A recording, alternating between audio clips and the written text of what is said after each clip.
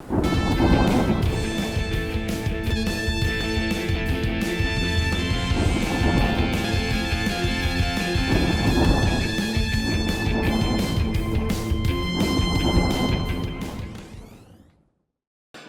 amis et bien évidemment toujours chers ennemis, bienvenue dans cette colère. Alors, avant de vous faire entendre ma colère, je tiens à préciser que je ne roule pour personne. Je ne roule que pour la roulotte des mots dans laquelle je dis avec eux la vérité qu'il me fait plaisir de dire. Aujourd'hui, je veux faire porter ma colère sur le comportement tout à fait scandaleux de la Ligue des droits de l'homme et de l'association Utopia 56. C'est bien ça, je ne me trompe pas sur le chiffre, 56.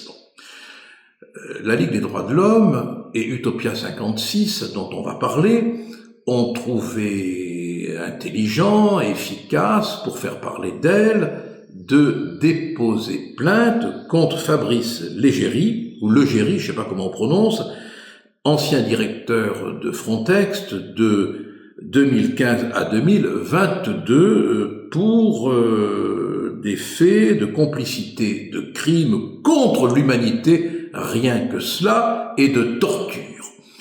L'effet d'annonce est assuré. Le bruit des mots fait de l'effet. Le bruit de l'incrimination vaut pendaison. La Ligue des droits de l'homme, qui s'illustre en ce moment par un certain antisionisme qui parfois frôle l'antisémitisme, s'est illustrée plusieurs fois, en prenant parti pour le burkini, en prenant parti pour la burqa, en prenant parti contre la crèche de Perpignan, en soutenant le fameux imam Iqwisen, et en soutenant également, il y a de cela quelques années, en 1994 ou 1995, je ne sais plus, Tariq Ramadan, et en soutenant aussi le CCIF. Bon, c'est donc la Ligue des droits de l'homme, très immigrationniste, qui n'a pas hésité à déposer plainte contre l'ancien directeur général de Frontex, soutenu dans sa démarche par la fameuse association Utopia 56, dont le fondateur, Yann Manzi, est un ancien organisateur de camping. Autant utiliser ses compétences. Qu'est-ce qu'il y a de scandaleux dans ces dépôts de plainte? Le fait d'abord que, comme par hasard, elles interviennent 2 ans après, alors même que le rapport diligenté par l'Union européenne au sujet de son directeur général de Frontex ne concluait qu'à une enquête disciplinaire relative au refoulement des migrants. En définitive, on lui reprochait de faire son boulot à ce type. Mais ce qui est intéressant de voir, c'est que cette plainte sonore intervient 2 ans après et qu'elle intervient au moment de l'élection des députés européens. On est donc en présence de l'usage à des fins de propaganderie de la plainte pénale.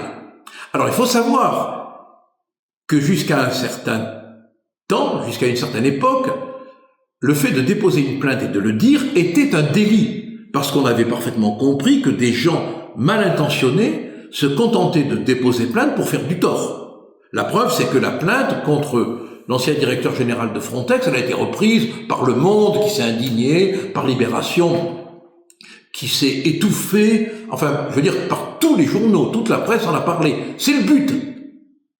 Alors ce délit de dénonciation de dépôt de plainte a été supprimé par, devinez par qui? Par l'Union européenne.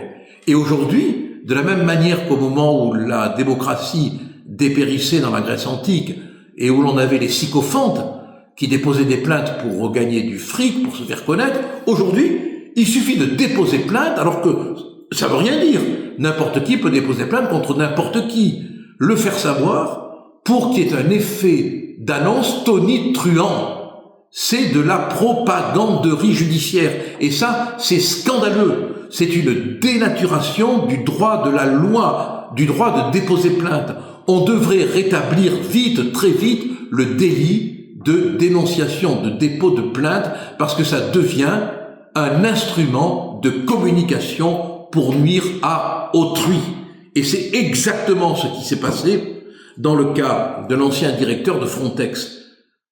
On a voulu lui faire du tort et ces deux associations ont déposé plainte, en sachant très bien que leur plainte n'ira nulle part, mais quel effet d'annonce, quel tintamarre, quel bruit, c'est le but recherché. Il faut rétablir l'infraction qui existait de dénonciation abusive de dépôt de plainte. Comme ça, on n'aura plus tous ces commerçants du dépôt de la plainte qui cherchent qu'à ne faire du tort et qu'à se faire connaître.